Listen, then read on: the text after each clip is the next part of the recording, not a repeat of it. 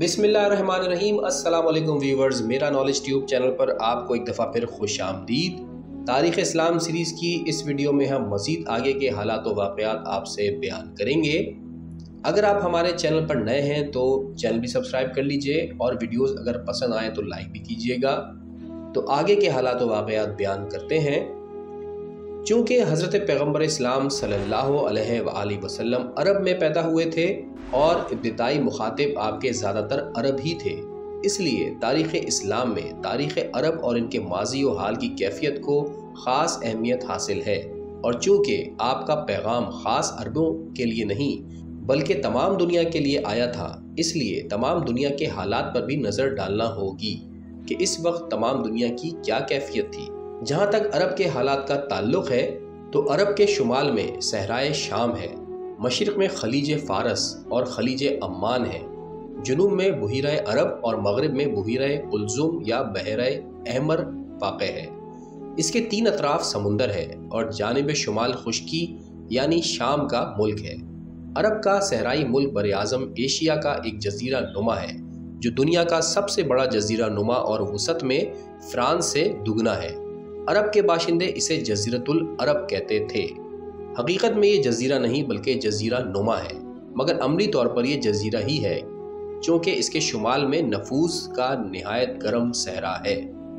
वो दौर जिससे बैसत रसूल से कबल अरब गुजर रहे थे ज़माने जाहिलियत कहलाता है, लेकिन इसका ये मतलब नहीं कि अरब लोग जंगली कबाइल की तरह तहज़ीब व तमद्दुन से बिल्कुल अजनबी थे और दौरे वहशत में ज़िंदगी गुजार रहे थे, बल्कि अरब की जाहिलियत का ज़माना इल्म व तमद्दुन और तहज़ीब के बाद वाले तनज़्ज़ुल का दौर था, जिसमें अक़ल के पहले चिराग बुझ गए थे और बुरी आदतों ने उन पर गलबा कर लिया था।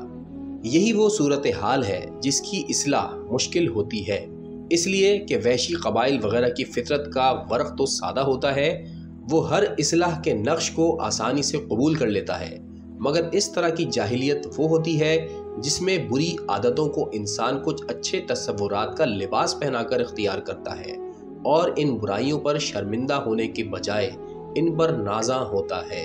जिस तरह यूरोप का ये दौर तमद्दुन है जिसमें हर किस्म की खुरेज़ी बनाम क़याम अमन होती है और बद अखलाक़ी की अशात कल्चर के नाम पर होती है, यही सूरत अरब की थी। वो बुत परस्ती सादगी के साथ ना करते थे, ये तसव्वुर करके कि यही असनाम हमारी ज़रूरतों को पूरा करने वाले हैं, बल्कि वो इसका फ़लसफ़ा बयान करते थे, वही जो आज 1400 बरस बाद इंतहाई रोशन ख्याली के बाद भी बुत परस्ती की माकूलियत में पेश किया जाता है। मिसाल के तौर पर इनकी परस्तिश माबूद हकीकी की तरफ तवज्जो हासिल करने के लिए है। शराब ख्वारी और कुमारबाजी को वो फयाजी की दलील समझते थे। लड़कियों के ज़िंदा दरगोर करने की ऐसी कबीह रस्म तक को वो गैरत और शराफत के एहसास का नतीजा करार देते थे। दूसरों पर जुल्म करने को वो बहादुरी समझते थे और हल्म व अफू को बुज़दिली करार देते थे। इसका मतलब यह है कि इनकी जाहिलियत खालिस जहालत नहीं बल्कि जहले मुरक्कब की हैसियत रखती थी।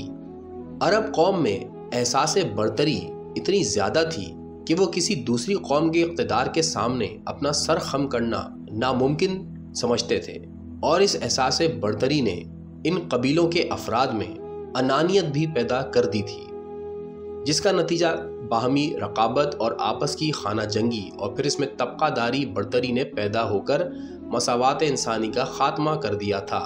इसका नतीजा ये था कि एक बड़े आदमी के कत्ल हो जाने पर सिर्फ उसके कातिल को कत्ल ना किया जाता बल्कि इसके कबीले के सैकड़ों बेगुनाह आदमियों को मार डाला जाता। तब कहीं ये समझा जाता था कि इसके खून का बदला हुआ है। इसके बरखिलाफ अगर बड़े आदमी के हाथ से कोई छोटा आदमी कत्ल होता था तो इसका खून क़सास का मुस्तहिक़ समझा ही ना जाता था। मजहबी हैसियत से भी वो नहायत पस्ती में थे। उनमें कोई एक मज़हब मुश्तरक ना था बल्कि बड़ी जमात बुत परस्ती में मुब्तला थी। चुनाचा खाने काबा जो कि हज़रत इब्राहीम अलैहिस्सलाम ने खुदाए वाहिद की इबादत के लिए बनाया था, इनके हाथों एक बुत खाने की शक्ल इख्तियार कर चुका था जिसमें उनके साल के दिनों के लिहाज से 360 बुत रखे हुए थे। एक रिवायत के मुताबिक ये 360 बुत खाने काबा के अंदर ना थे बल्कि इतराफ में नस्ब थे। इसके अलावा कुछ लोग साइबीन यानी सितारा परस्त थे। इनके अलावा कुछ यहूदी, मजूसी और नसरानी भी थे। مگر یہ سب نام کے لحاظ سے نہ صحیح مگر حقیقت کے لحاظ سے شرک میں گھر چکے تھے۔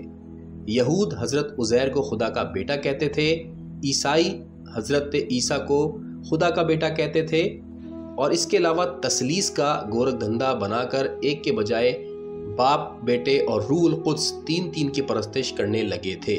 اس طرح نہ یہود موسیٰ کی تعلیمات پر قائم تھے اور نہ نصارہ۔ اس کے علاوہ کچھ منکر خدا یعنی دہریے بھی موجود تھے، جنہیں لادین کہا جاتا ہے۔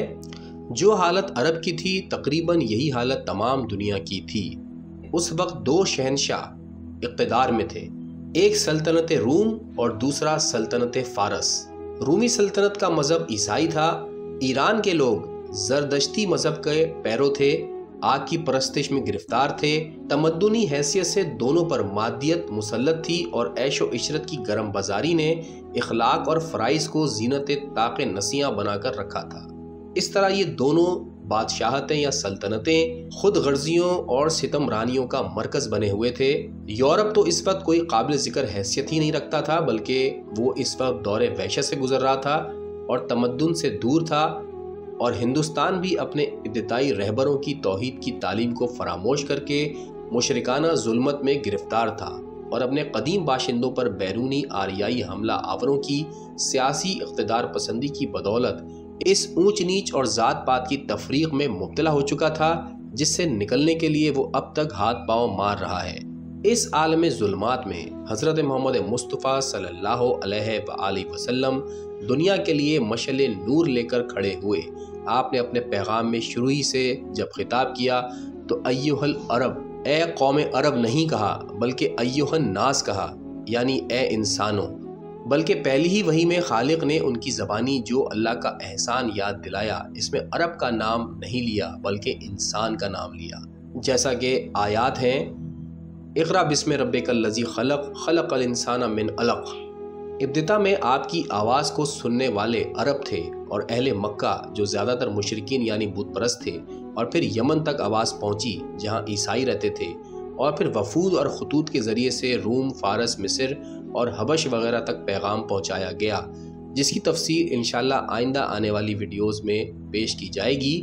بہرحال ابتدائی طور پہ کیونکہ آپ کا واسطہ عربوں سے ہی پڑا تھا، اس لیے آپ کی انقلابی مہم میں رکاوٹیں ڈالنے کے لیے جو کھڑے ہوئے وہ بھی وہی عرب تھے، اور ان میں قریش یعنی وہی قبیلہ جس میں آپ کی ولادت ہوئی تھی سب سے آگے تھا، اسی لیے کہ آپ کا پیغام بہت سی ان عادتوں ہی سے نہیں بلکہ ان کے نظریات سے بھی متصادم تھا۔ رسول اکرم ان لوگوں کو بردباری، خاکساری، پاک بازی اور اخلاق کا سبق پڑھا رہے تھے، جن کے نزدیک معاف کر دینا کمزوری کی دلیل اور انتقام نہ لینا ذلت اور بزدلی کی علامت سمجھا جاتا تھا۔ رسول ان لوگوں کو مساوات اور اخوت کی تعلیم دینا چاہتے تھے۔ ان چیزوں کے علاوہ اسلام کو عربوں کے اور بہت سے دوسرے رجحانات سے بھی برسر پیکار ہونا پڑا۔ عرب اس بات کا تصور بھی نہ کر سکتے تھے کہ سب سے زیادہ مقدس انسان کیوں کر خدا کی بارگاہ میں سب سے زیادہ معزز ہو سکتا ہے، یا اسلام قبول کرنے کے بعد کوئی پست انسان کیسے عرب کے شریف ترین خاندانوں کے اشخاص سے برتری کا دعویٰ کر سکتا ہے۔ یہ ایک پورا تمدنی انقلاب، معاشرتی انقلاب، سیاسی انقلاب اور معاشی انقلاب تھا جو ایک مختصر جملے لا الہ الا اللہ میں مضمر تھا۔ الغرض بات یہاں تک پہنچی کہ ایک اکیلے پیغمبر خدا کے سامنے پوری قوم صف بستہ ہو کر آ گئی، خصوصیت کے ساتھ بنی امیہ جو خود رسول سے موروثی عداوت رکھتے تھے، سب سے زیادہ آپ کی مخالفت کی۔ اس کے علاوہ بنی مغیرہ اور بنی مخزوم، ان میں ابو جہل کا چچا ولید بن مغیرہ جو خالد بن ولید کا باپ تھا بہت پیش تھا۔ خود رسول فرماتے تھے کہ ہم سے سب سے زیادہ بغض و عداوت رکھنے والی قومیں بنو امیہ، بنو مغیرہ اور بنی مخزوم ہیں۔ دوستو یہاں پر آج کی ویڈیو کا اختتام کرتے ہیں، اس سے آگے کے حالات و واقعات اگلی ویڈیو میں پیش کریں گے۔ تب تک کے لیے اللہ حافظ۔